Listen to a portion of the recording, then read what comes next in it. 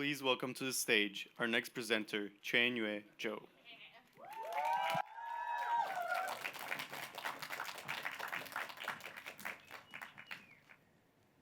On social media, numbers are everywhere. Likes, comments, views, saves. These signals do not only shape what we see, they also shape how we think about what's posting. This kind of setup used to belong more to creators, but now this logic is starting to affect ordinary users too. Even normal posting can come with pressure, not to look professional, but to look interesting, real, or worth seeing. This is not just personal. 45% of Gen Z feel too much pressure to be perfect online, while also wanting people to show their real selves. So, the pressure is not only perfection, but a convincing realness. So I started ask one main question. What exactly has social media changed? I became interested in this idea of realness. The pressure is not only to look perfect, but to look convincingly real. Hi everyone, I'm Qianyue. My thesis looks at how social media turns everyday moments into things we feel we should record and share. To understand this, I looked at what happens before a post becomes visible. The hesitation, the filtering, and the imagined audience. So I created a workshop called Post Playground. In the workshop, participants made different kinds of posts across different platforms. This helped me see that posting is not only about content, but also about the pressure around it. And what I found was that people still want to share, but even ordinary sharing already comes with hesitation, selection, waiting, and imagined feedback. I also spoke with creators, designers, media professionals, and ordinary users. These conversations helped me see that the issue is not only personal, but also systemic, shaped by visibility, feedback, and reaction. So, from this research, I came to three main insights. First, sharing is shaped by imagined audience and feedback. Second, recording becomes a process of filtering and judging. And last, response becomes faster, more visible, but also lighter. So I stopped thinking about one post and started thinking about one whole system around a moment. A moment is lived, captured, reviewed, shared, and responded to. That became the structure for my 4 interventions. The first part of the system is capture. What happens at the very beginning before a moment becomes content? One creator I interviewed said, before I even post, I'm already thinking, is this worth showing? So, what if we can capture a moment before that judgment takes over? This led to Moku. Moku is a screenless wearable camera designed for quiet automatic capture. Its idea is simple. Live first, remember later.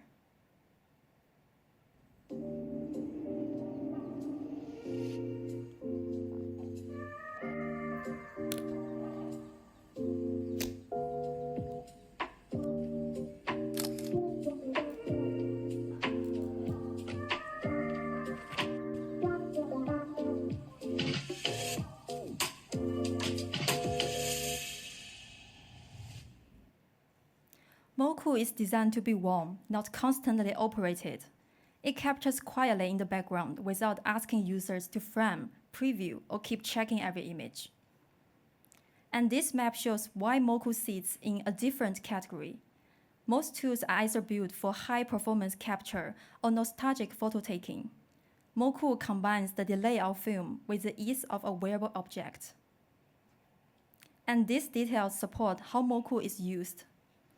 The code makes it wearable. The lens cover protects the camera and hands from a taser when removed. The status light and interval control keep it simple and screenless. And the magnetic clip helps it attach easily to clothing, strips, or bags.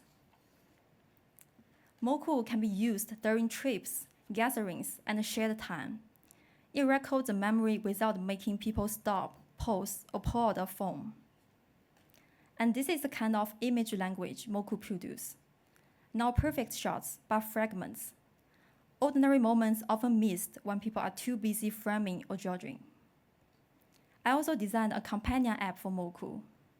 Through the app, users can check battery, storage, setting, and captured photos. They can also set a capture interval from 50 seconds to 3 minutes. So the app supports the hardware, but the main experience still stays focused on quiet capture first. For the color, material, and finish, I choose a softer direction. I wanted Moku to feel wearable, visible, and non-performative. I also made physical models to test scale, shape, and wearability. This helped me refine how Moku sits on the body. So Moku changes how a moment is captured, but once capture changes, the next question becomes, how should those images return? The second part of the system is review. One participant told me, once the image appears, I immediately start choosing, judging, or deleting. So, what if we can let images return as memory, not instant proof? This led to in-between. In-between is another way for Moku images to return, not as instant photos to check, but as delayed memory artifacts. Its idea is capture now, review later. In-between works through 4 steps: capture, pause, return, and reflect. Moments are captured, held back, returned later as a contact sheet, and only then revisited with less pressure to judge.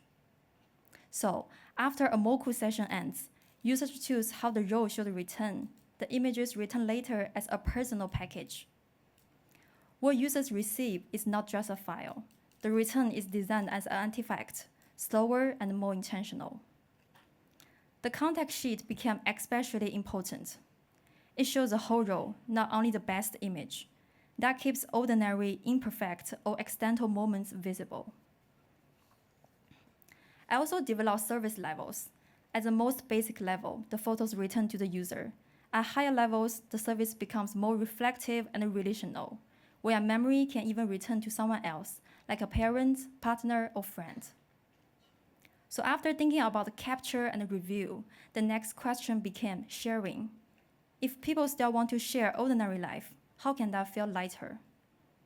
The third part of the system is share. This part is about what happens when people still want to post, but do not want posting to feel so heavy. One creator told me, even when I'm posting for friends, I still think too much about whether it's worth sharing. So, what if we can make everyday sharing feel more like participation than performance? That idea became Daily Hunt. Daily Hunt is a friends-only photo app built around a daily scavenger-style prompt. Instead of rewarding polish or performance, it gives users a reason to post simply in order to take part. So I start on the home screen and tap Start Today. Then I see today's hunt. Who are you hanging out with right now? I can also see how much time is left today and how many friends have already posted. Then I tap Capture. The camera opens and I take one real-time photo. There's no upload from the camera roll. After taking the photo, I tap Post to unlock. Immediately, the friends wall opens. Now I can see my friends' photos for today.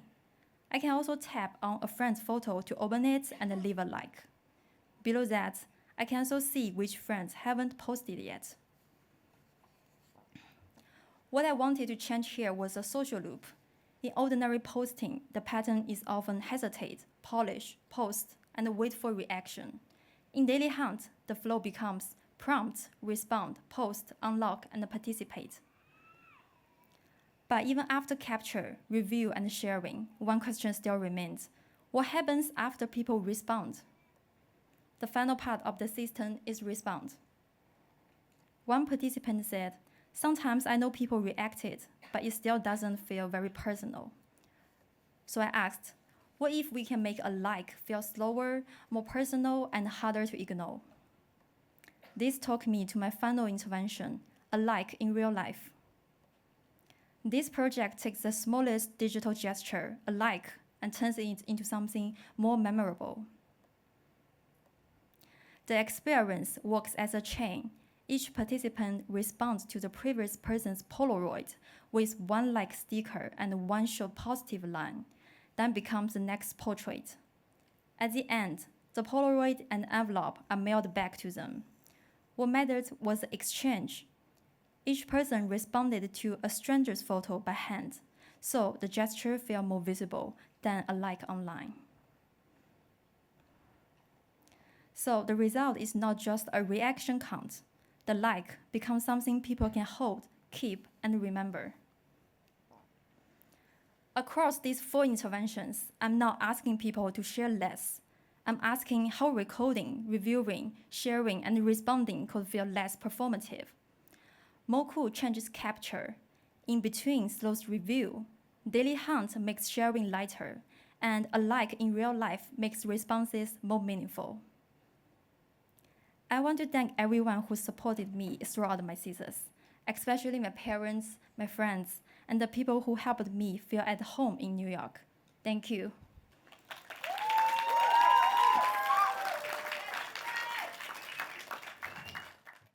Thank you, Qianyue. Thank you, Sinclair.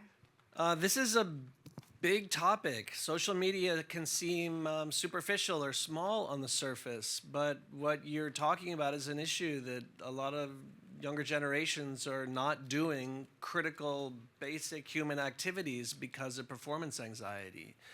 And so I'm interested in how you are developing this technology that arguably constantly records and yet also alleviates anxiety. Yeah, that's a great point. So actually, I think we are anxious because we are trying too hard to look good for the camera. But with Moku, my wearable camera, you don't have to do anything. You can just wear it and let it take photo for you quietly and automatic in the background. And sometimes you will even forget it's even there. So since you don't have to take a photo, your hands are totally free and you can look at the person and talk. And you can just be yourself again. It's hard. There are cameras all around us. It's hard. It's hard to remember that. I'd love to test it and see how it works. Yeah, sure. Your prototypes are extraordinary. Your industrial design is amazing. Thank you. I'm also proud of that too. Good. I remember all your tiny parts hanging in the studio and you're spraying them. Made me very, very happy. Thank you. Yeah. So when do we get them? They're so real. Maybe in 5 years. Okay. Okay. Well, we'll try not to get too anxious before then. Thank you, Qianyue. Thank you.